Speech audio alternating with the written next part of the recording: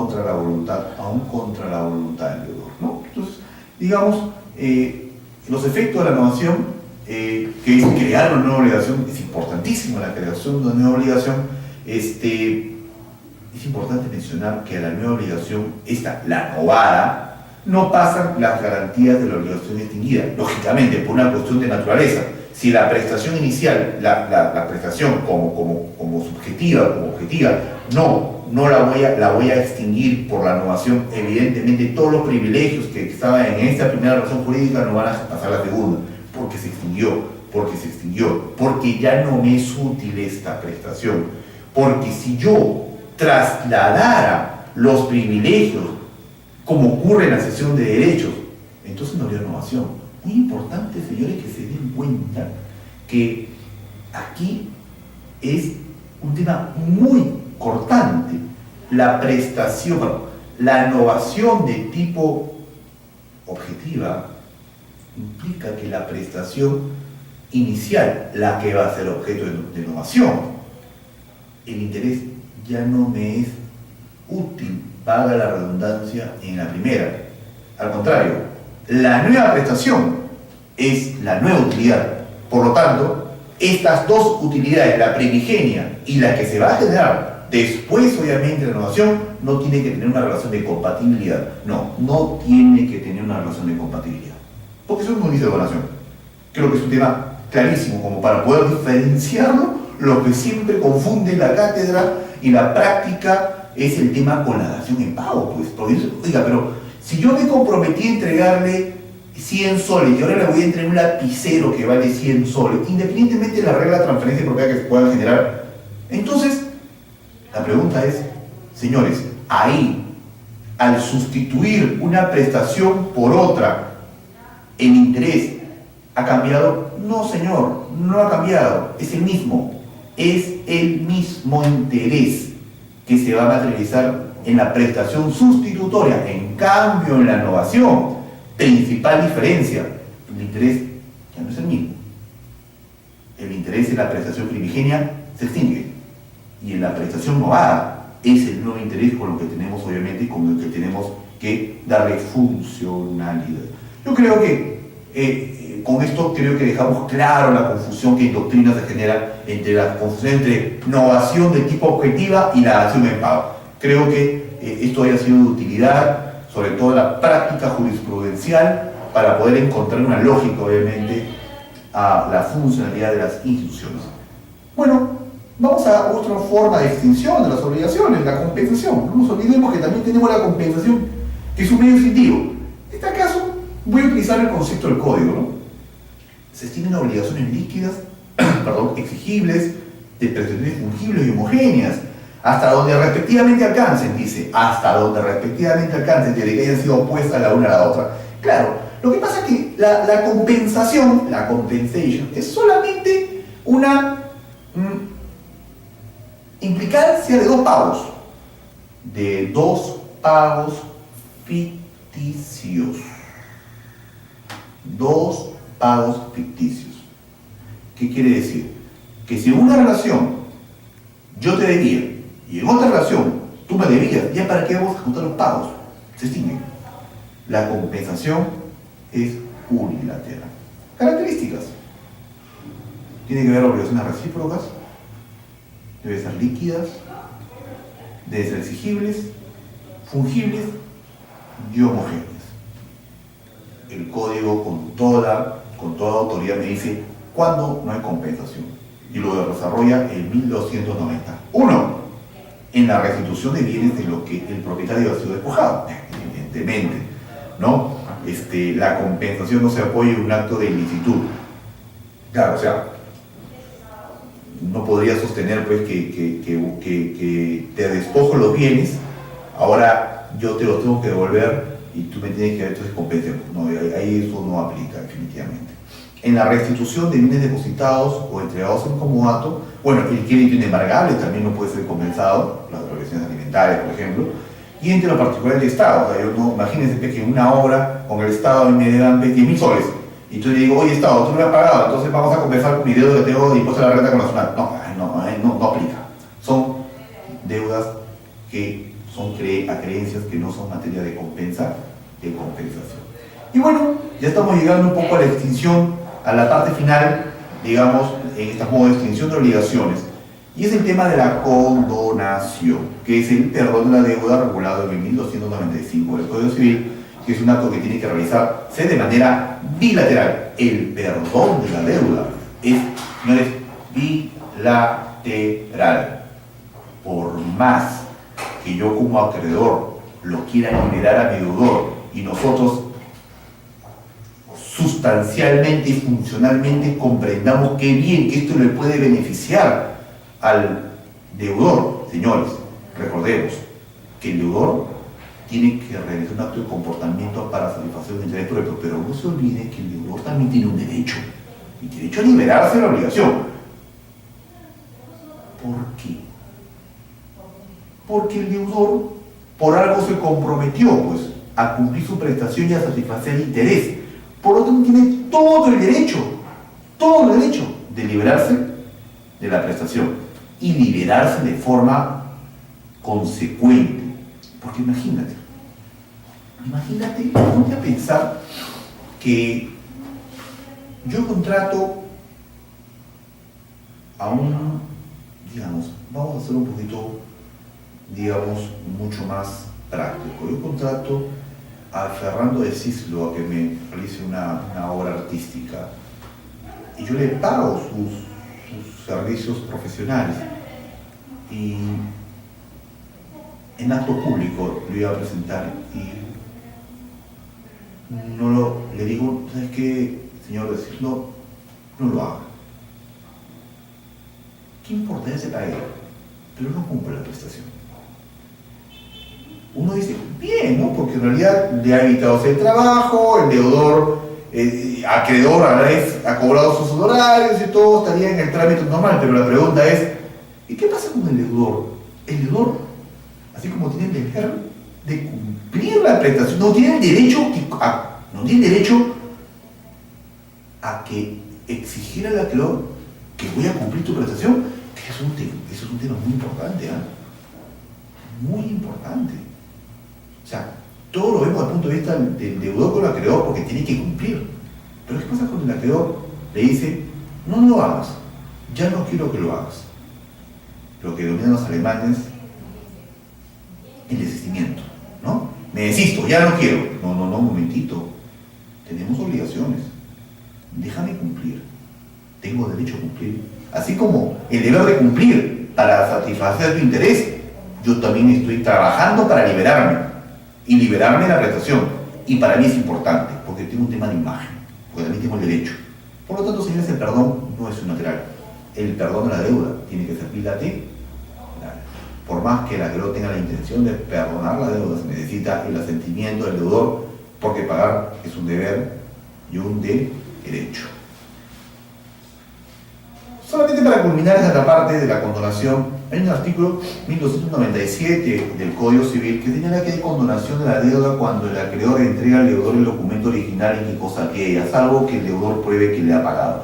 Bueno, fuera de este desarrollo aplicativo, no hay que ser muy literalistas en este artículo, ¿no? Porque me dice que hay perdón de deuda cuando el acreedor le entrega al deudor el título de la deuda, el documento original de la deuda. Yo me imagínese usted con deudor y acreedor, va a una notaría y hacen el reconocimiento de deuda.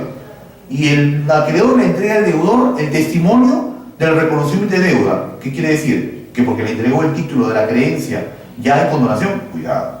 Hay que tenerlo con mucho cuidado, este artículo no vaya a generar ese tipo de confusiones, ¿no? Otra forma de extinción es la consolidación, cuando la titularidad de acreedor y deudor se consolidan en un solo momento. Artículo 1300 del Código Civil. La consolidación puede producirse respecto de toda la obligación o parte de ella. Es decir, es un modo de extinción de obligaciones. Solamente ocurre cuando hay el deceso del deudor o el acreedor o de los dos, ¿no? Yo creo que no hay mucho que conversar. Tenemos otro modo de extinción de las obligaciones que se repite, que hay un par de comentarios, que es el tema de la transacción, que es el que regular en el 1302, es un acuerdo de sujetos donde se hacen concesiones recíprocas, deciden algún punto dudoso o litigioso para satisfacer sus necesidades. Es importante, digamos, las concesiones recíprocas para fundar obviamente el tema de la transacción. Tiene el valor de cosa juzgada, solamente son materia de transacción de derechos con contenido patrimonial. Ojo, ¿por qué no puedes transar derechos que no tienen contenido patrimonial? Porque no son negociables. Solamente transan lo negociable. Correcto. Si la obligación transigida fuese nula, evidentemente la transacción también será de nulidad, es un tema de causa-efecto y son indivisibles. La transacción puedo yo materializarla a través de vía judicial en un proceso como también de vía extrajudicial. En cambio, en caso no se cumple el extrajudicial, la puede llevar por el vía del proceso ejecutivo. Yo creo que con este respecto no hay mucho que conversar, digamos, detalles importantes, solamente para terminar con respecto al último forma de extinción de las obligaciones, que es el mutuo disenso, regulado en 1313 del Código Civil. Digamos, las partes en el mutuo disenso han celebrado un acto jurídico y acuerdan dejarlo sin efecto. Lo importante de esto, señores, es que por su naturaleza implica que las obligaciones deben ser exigibles. Es decir, para que se aplique el mutuo disenso, las obligaciones no tienen que estar pagadas. ¿Por qué digo esto? Porque en la práctica registrada se ven muchos contratos, negocios, donde se habla mutuo disenso en la transferencia de propiedad. Si ya se entregó, o sea, si ya operó la transferencia de propiedad, no hay mutuo disenso, porque las obligaciones ya fueron cumplidas, ya fueron pagadas. Mutuo disenso, modo de extinción, bilateral, pero las prestaciones no tienen que estar cumplidas. Si están cumplidas, no hay definitivamente mutuo disenso. Bien, finalmente vamos a entrar de una manera rápida al último punto de lo cual he sido yo, digamos, nombrado para dar esta sesión, y es con referente al tema de el incumplimiento o la inejecución de las prestaciones, la inejecución obviamente de las obligaciones. Yo para esto, y para culminar un poco la charla, el cual nuevamente extiendo mi agradecimiento y al Instituto de Derecho Público por confiar en mi persona para colaborar con la cultura académica de mi país, de nuestro país, quiero empezar señalando lo siguiente. Explicamos situación jurídica, relación jurídica, y no podría yo alejarme al señalar que cuando el deudor no cumple con la satisfacción del interés a favor del acreedor, evidentemente va a haber una situación de incumplimiento. Una situación de incumplimiento donde el acreedor, como hemos visto en el desarrollo de esta sesión, tiene varios derechos potestativos, claro, algunos unilaterales, otros bilaterales, pero tiene derechos, tiene posibilidades de actuación. Y si uno revisa nuestro Código Civil, encontraremos que dentro de en las obligaciones con prestaciones de hacer o no hacer, tiene causales o le da derechos potestativos al acreedor para poder actuar en protección de su interés. Por ejemplo, la primera es, oye, todavía tengo interés en que cumpla la prestación. ¿Sí? Claro. El acreedor, como principal interesado en la satisfacción de la prestación debida, es decir, que le satisfagan a él, una vez incumplida la obligación, es el primero que va a decir, señor deudor, todavía tengo interés en que me cumpla la prestación. Claro, porque todavía le es útil, De repente, poniendo un poco de ejemplo lo que está de moda, los contratos de bienes futuros. Oye, tú te comprometiste a entregarme el departamento hoy 6 de junio. Ya estamos 10. No me lo has entregado. Bueno, te espero hasta el 15. Tengo interés, porque todavía la prestación de vida le es útil al acreedor. Pero imagínense ustedes lo contrario. Ustedes contratan una orquesta de baile para la fiesta de Año Nuevo. Y tenían que llegar el 31 a las 12, el primero, ¿no? El 1 de enero.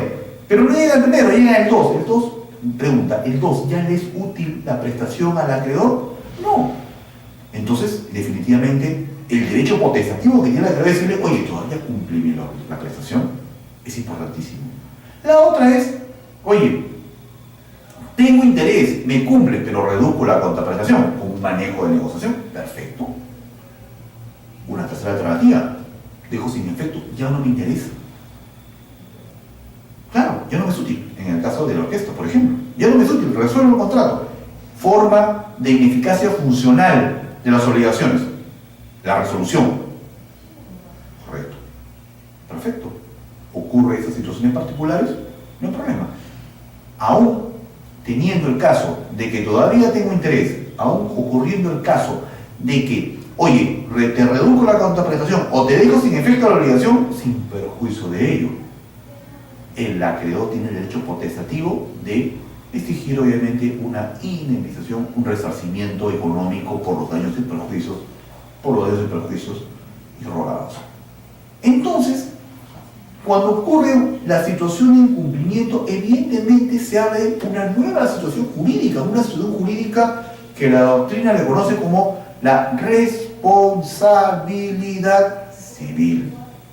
Y yo quiero solamente centrar esta parte final de mi exposición en que la responsabilidad civil es un tipo de situación jurídica que se genera por el incumplimiento o la inejecución de una prestación que podría yo estar englobado o encajado en una inejecución o un sistema de responsabilidad por inejecución de prestaciones en una relación contractual, como puede ser también fuera de un contrato. Recordemos que nuestro país tiene dos sistemas de responsabilidad: la responsabilidad de tipo contractual y la responsabilidad de tipo extracontractual, 1969 y 1970 del Código Civil. Pero como mi exposición no es un tema de responsabilidad civil, lo que solamente me voy a centrar es indicar lo siguiente, que la responsabilidad es un tipo de situación jurídica de incumplimiento, ¿correcto? Un incumplimiento del deber, de la situación jurídica de ventaja del deudor, deber. Pero que esta situación jurídica generará una consecuencia, sí, que el deudor va a tener que restituir lo dañado. Y acá me quiero centrar, restituir lo que corresponde. Es decir, si el daño fue de 100, la restitución del daño fue de 100. Con lo cual vamos a dejar en claro que la responsabilidad civil en el Perú es una responsabilidad civil compensatoria, compensa la integridad del daño irrogado. Por lo tanto, dejemos de lado esas posiciones que queremos que nuestro sistema legal pretenda ser un sistema sancionatorio. El sistema legal peruano de responsabilidad civil no es sancionatorio, es compensatorio. En tal caso, un sistema punitivo de responsabilidad lo tenemos en el área del derecho, sí, en el área del derecho penal. Señores, entonces, solamente para descansar en los conceptos, los incumplimientos que son imputables evidentemente al deudor, digamos, el sistema legal peruano, a través de los artículos que nacen desde a partir del título 9, capítulo primero 1314, son situaciones de incumplimiento imputables al deudor. Tenemos el dolo, la culpa inexcusable, la culpa grave, o la culpa leve, pero mejor dicho, dolo, culpa grave o culpa leve, o culpa grave o inexcusable, para precisar el concepto, como también instituciones que no imputo yo al deudor. Por ejemplo, los casos de ausencia de culpa o los casos de caso fortuito y fuerza mayor. Bien. Primero vamos a analizar las situaciones donde hay una exoneración de responsabilidad. Es decir, el sujeto, si bien es cierto, incurre en una situación de incumplimiento del sistema, lo extrae, no responde. 1314 del Código Civil. Quien actúa con la diligencia ordinaria requerida no es imputable por la inejecución de la obligación o por su cumplimiento parcial, tardío o defectuoso. O sea, quien realiza la conducta con la diligencia debida no responde, ¿de acuerdo? Se configura cuando el deudor actúa con la diligencia ordinaria. O sea, si actúas con diligencia ordinaria, señor, no vas a cumplir. Otra situación de exoneración de responsabilidad son los típicos de caso fortuito y fuerza mayor, regulado en el 1315 del Código Civil. Situaciones que la doctrina en puridad los entendió los casos fortuitos, como los hechos de Dios, la fuerza mayor, los actos del príncipe, donde definitivamente ocurre una situación de exoneración de responsabilidad porque responde a un hecho extraordinario, a un hecho imprevisible y a un hecho resistible. Si yo no entrego la mercadería en un destino porque hubo un terremoto y la carretera la destruyó, evidentemente el hecho fáctico habrá ocurrido, incumplimiento, pero no se ha debido a un factor de responsabilidad del deudor, es un factor exógeno, impredecible, irresistible, extraordinario, que no lo puedo manejar. En cambio, si uno entiende que estos hechos extraordinarios e impredecibles, que no se pueden prever, pero que afectan un sistema, digamos, de responsabilidad, es decir, lo exoneran de la culpa, entonces yo solamente dejo una pregunta nada más. Está muy de moda el tema ahora del mundo de la construcción. La pregunta es, ¿el constructor que se compromete a entregar una obra en un plazo determinado podría alegar un caso de fuerza mayor,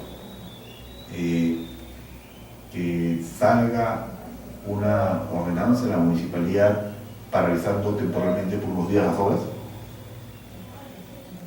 Que diferente es cuando se haga una ordenanza y diga no hay obras, no, temporalmente. Porque ocurrió algunos años, salió una ordenanza que suspendió temporalmente la licencia. Eso, si genera una demora en la entrega, podría también generar una situación de fuerza mayor. En mi experiencia profesional, en Indecopi señaló de que el constructor es un experto en construcción y debe prever ese tipo de situaciones. Por lo tanto, es un tema previsible. Pero lo dejo obviamente siempre en materia de discusión sana y de alguna manera lo dejo ahí en el tintero para dejarlo como una cuestión a analizar. Entonces, vimos la causa de exoneración de responsabilidad, que es, bueno, la ausencia de culpa y el tema obviamente de la causa fortuito y fuerza mayor. Tenemos obviamente el tema ya por los actos propios del deudor, que es la culpa leve, que es el 320, es un tema más que todo de negligencia del deudor en el cumplimiento, y no hay más que mencionar que existe la culpa leve, ¿no?, que está regulado en el artículo 1320, la culpa grave o inexcusable del 1319, que responde a un patrón de comportamiento, una negligencia grave, obviamente. El dolo, que es digamos, cuando el deudor tiene la deliberada intención de no ejecutar la obligación, correcto, es un dolo, que también obviamente es un caso de responsabilidad y que en este caso se va a generar una indemnización por daños y perjuicios. De hecho, pues, te digo que está de la mano con el tema del daño. Es importante determinar que la responsabilidad civil que